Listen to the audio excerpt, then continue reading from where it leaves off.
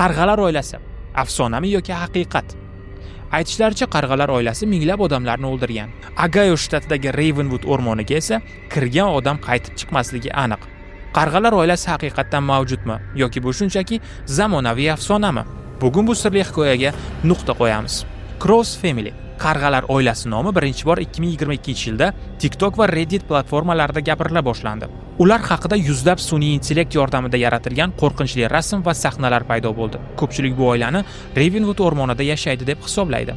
Ammo bu Ravenwood o'rmoni ko'proq sirli va sehrli o'rmonlar haqidagi hikoyalarda gapiriladigan nom. Ba'zi internet manbalarida aytilishicha, Crows Family aslida AQSh hukumati tomonidan olib borilgan maxfiy tajriba qurbonlari bo'lgan. Ularning genetik tuzilmalari ustida noma'lum olimlar tajribalar o'tkazgan va natijada ular insoniylikdan yiroqlashgan. Bu gapimdan keyin siz qaysi film haqida gapirayotganimni ham sezdingiz, lekin rasmiy hujjatlarda bu narsalar hech qachon tasdiqlanmagan.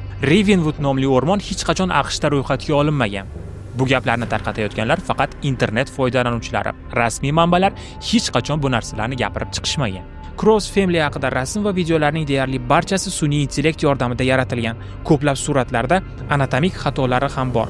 Noto'g'ri barmoqlar, simmetriya muammosi, sun'iy ko'zlar. Bu AI san'atining fantastik mahsuli. Crows Family bu shunchaki zamonaviy afsona. Bu hikoyaga ishonganlar bo'g'irsoq haqidagi ertakka ham ishonishlari aniq. Men bo'g'irsoq, supradagi unvon